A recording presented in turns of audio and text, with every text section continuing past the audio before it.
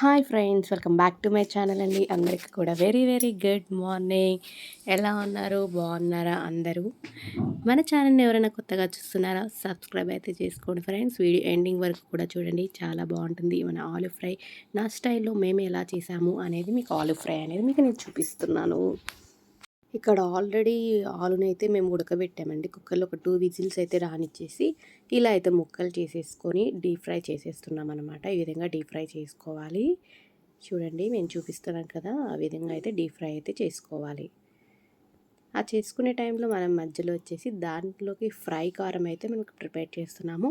ఇక్కడ ఎండు కొబ్బరి ఫస్ట్ తరుక్కొని ఎండు కొబ్బరి అయితే కట్ చేసుకొని ఇట్లా అయితే మిక్సీ అయితే పట్టేసాము. మిక్సీ పట్టిన తర్వాత కారము, ఉప్పు, కొంచెం వెల్లుల్లి అనేది యాడ్ చేసుకోవాలి.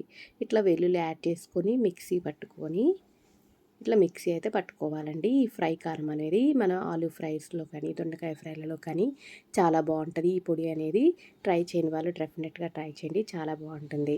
ఈ విధంగా కారం అనేది మిక్సీ పట్టుకున్న తర్వాత ఈ విధంగా చూసారు కదా, ఆయిల్ అనేది ఫ్రై అవుతుంది. మన ఆలు ఫ్రై అనేది ఫ్రై అయిపోయింది. ఫ్రై అయిపోయిన తర్వాత బాండీలోకి అయితే తీసుకొని ఈ కారం అయితే చల్లేసేసామన్నమాట.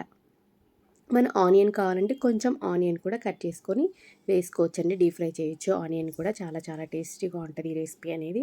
ఈ విధంగా అయితే మనము ఇలా అయితే కలబెట్టుకోవాలి. స్లో ఫ్లేమ్లో పెట్టుకొని మనం ఈ విధంగా అయితే కలబెట్టుకోవాలి ఆలు ఫ్రై అనేది.